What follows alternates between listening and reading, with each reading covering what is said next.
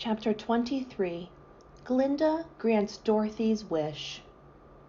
Before they went to see Glinda, however, they were taken to a room of the castle where Dorothy washed her face and combed her hair, and the lion shook the dust out of his mane, and the scarecrow patted himself into his best shape, and the woodman polished his tin and oiled his joints. When they were all quite presentable, they followed the soldier girl into a big room where the witch Glinda sat upon a throne of rubies. She was both beautiful and young to their eyes. Her hair was a rich red in color and fell in flowing ringlets over her shoulders.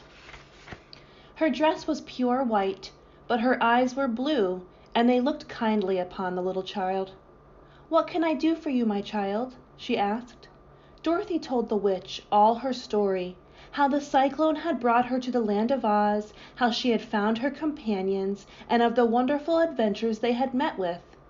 "My greatest wish now," she added, "is to get back to Kansas, for Aunt Em will surely think something dreadful has happened to me, and that will make her put on mourning. And unless the crops are better this year than they were last, I am sure Uncle Henry cannot afford it." Glinda leaned forward and kissed the sweet upturned face of the loving little girl. "Bless your dear heart," she said. "I am sure I can tell you of a way to get back to Kansas." Then she added, "But if I do, you must give me the golden cap." "Willingly!" exclaimed Dorothy. "Indeed, it is of no use to me now. And when you have it, you can command the winged monkeys 3 times. "And I think I shall need their service just those 3 times," answered Glinda, smiling. Dorothy then gave her the golden cap, and the witch said to the scarecrow, "What will you do when Dorothy has left?" "I will return to the Emerald City," he replied, "for Oz has made me its ruler, and the people like me. The only thing that worries me is how to cross the Hill of the Hammerheads." "By means of the golden cap, I shall command the winged monkeys to carry you to the gates of the Emerald City," said Glinda, "for it would be a shame to deprive the people of so wonderful a ruler." "Am I really wonderful?" asked the scarecrow. "You are unusual," replied Glinda. Turning to the Tin Woodman, she asked, "What will become of you when Dorothy leaves this country?" He leaned on his axe and thought a moment. Then he said, "The Winkies were very kind to me, and wanted me to rule over them after the Wicked Witch died. I am fond of the Winkies, and if I could get back again to the country of the West, I should like nothing better than to rule over them forever." "My second command to the winged monkeys," said Glinda, "will be that they carry you safely to the land of the Winkies.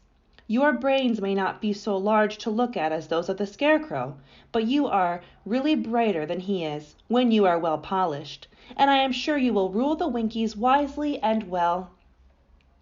Then the witch looked at the big shaggy lion and asked, "When Dorothy has returned to her own home, what will become of you?" "Over the Hill of the Hammerheads," he answered, "lies a grand old forest, and all the beasts that live there have made me their king. If I could only get back to this forest, I would pass my life very happily there." "My third command to the winged monkeys," said Glinda, "shall be to carry you to your forest. Then, having used up the powers of the golden cap, I shall give it to the king of the monkeys, and he and his band may thereafter be free forevermore." The scarecrow and the Tin Woodman and the lion now thanked the good witch earnestly for her kindness, and Dorothy exclaimed, "You are certainly as good as you are beautiful, but you have not yet told me how to get back to Kansas." "Your silver shoes will carry you over the desert," replied Glinda. "If you had known their power, you could have gone back to your Aunt Em the very first day you came to this country." "But then I should not have my wonderful brains," cried the scarecrow. "I might have passed my whole life in the farmer's cornfield." "And I should not have had my lovely heart," said the Tin Woodman. "I might have stood rusted in the forest till the end of the world." "And I should have lived a coward forever," declared the lion, "and no beast in all the forest would have had a good word to say to me." "This is all true," said Dorothy, "and I am glad I was of use to these good friends. But now that each of them has had what they most desire, and each is happy in having a kingdom to rule, I think I should like to go back to Kansas." "The silver shoes," said the good witch, "have wonderful powers. And one of the most curious things about them is that they can carry you to any place in the world in 3 steps, and each step will be made in the wink of an eye. All you have to do is knock the heels together 3 times and command the shoes to carry you wherever you wish to go. If that is so, cried the child joyfully, I will ask them to carry me back to Kansas at once. She threw her arms around the lion's neck and kissed him, patting his big head tenderly.